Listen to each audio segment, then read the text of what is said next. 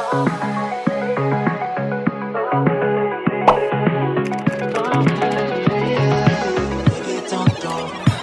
like me.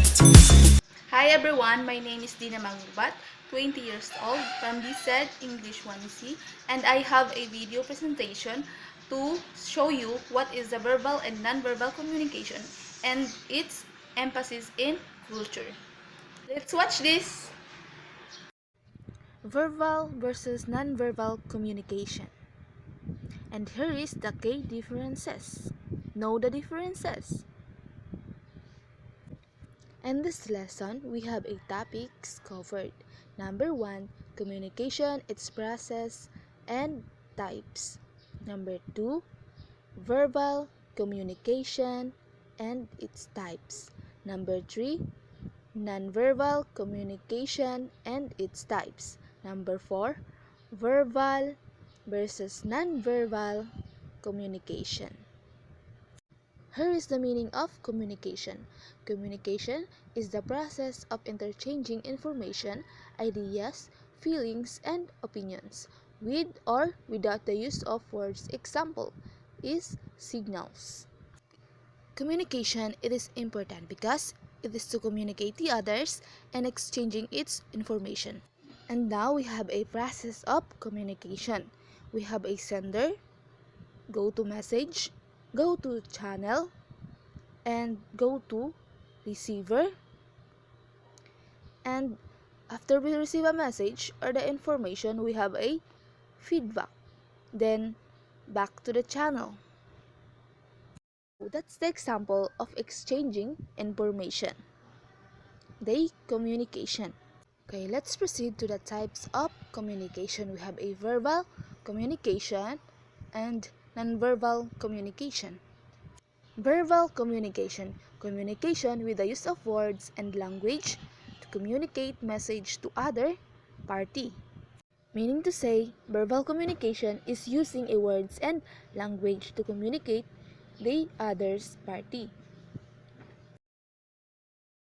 And now we have a types of verbal communication. We have a oral communication and written communication.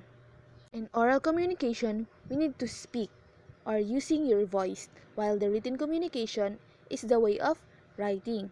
And next is nonverbal communication. It is the process of communicating without the use of words, facial expressions, body language, gestures, postures, and etc.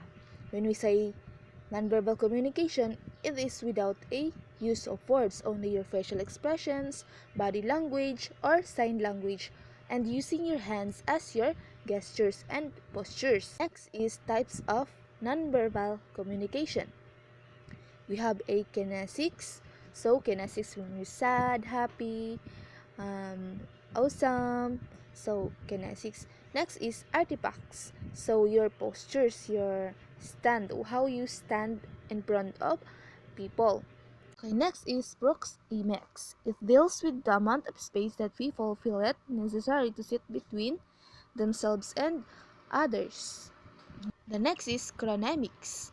Chronemics, it is the study of the use of time and nonverbal communication.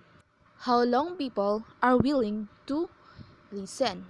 Next is paralanguage, or also known vocalics. It is a convey emotion using techniques such as prosody, pitch, volume, intonation, etc. Next is haptics. It is science and technology of transmitting and understanding information through touch, meaning to say a sense of touch. And let's tackle about the verbal communication versus non-verbal communication. Here is the verbal communication meaning, the process of communication in which words are used to transmit message. While the non-verbal communication, the process of sending and receiving wordless message. So this is the use of gestures or body language.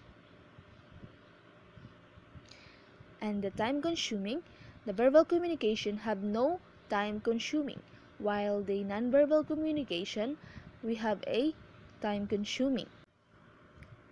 The next is delivery of wrong message. In verbal communication, we have a rarely takes place, while the nonverbal communication we have a mostly takes place.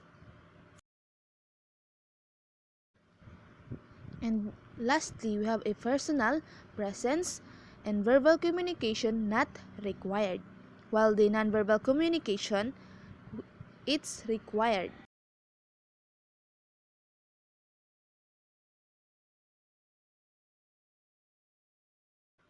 And we have the advantage. Verbal communication, message is conveyed clearly and immediate feedback is possible, while the nonverbal communication it complements verbal communication.